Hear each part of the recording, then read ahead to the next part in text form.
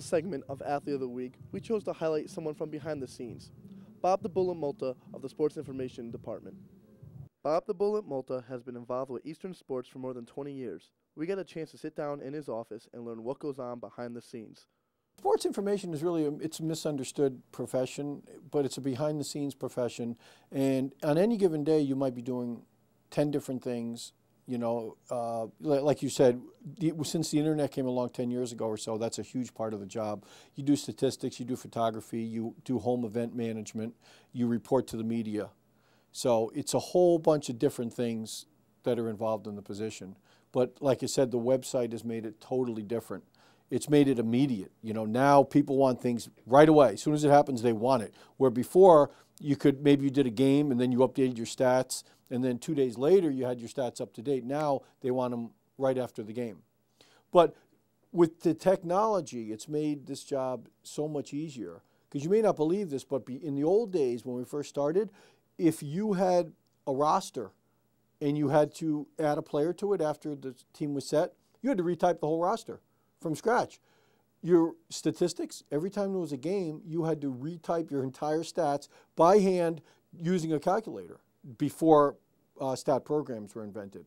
So technology has made this job difficult in some ways, but a lot easier in others. I always knew that I wanted to do this field. I wanted to work in this field. Even though at Eastern it was only a part-time position, I knew I wanted to do that because the difference between a newspaper and this field is that you don't really have the association with the students and the athletes that you do at a newspaper.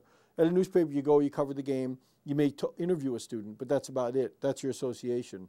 And I always knew that there was something special about being able to work with students, and that was basically what kept me here. So I worked here part-time, and then they still couldn't afford to pay me full-time. So what I said is, if you can put me up on campus to live and give me a meal card, meal money, so I can live, I will leave my full-time job and work here exclusively, as long as you can give me housing for free and food. And we did that for a couple of years. And actually what started this job full-time is that we developed the Hall of Fame in 1986, and that required a lot of work in the summer. So after that first year in '86, they said, this job has to be full-time because of the workload. So at that point it went full-time, and things have worked out. He then went into detail on how he is not just a one-man show, but with the help of his student workers, they can accomplish more and cover every aspect of Eastern sports. He concluded to tell us on how he got the nickname Bullet as well. The student help here has been phenomenal, and I'll give credit to our athletic director. She's been really good about allowing me positions. I have about 10 positions right now of students, and you can't do the job without great students.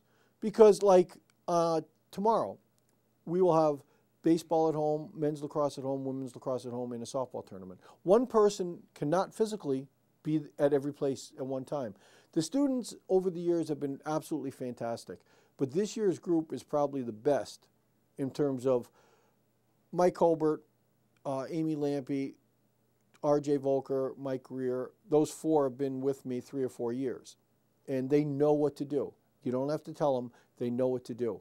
And if you went on the road and you saw how other schools run their home events, you would really appreciate the job that these people do, because they're professional, enthusiastic, they love what they do, and they'll come in the door and they know what needs to be done. You don't even have to tell them.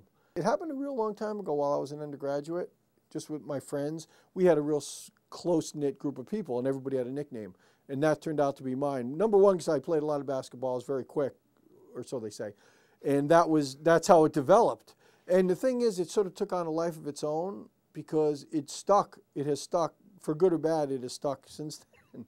Well, that concludes this year's Athlete of the Week. Signing out for my last time ever in the Student Center, I'm Nick Delizio, News 22.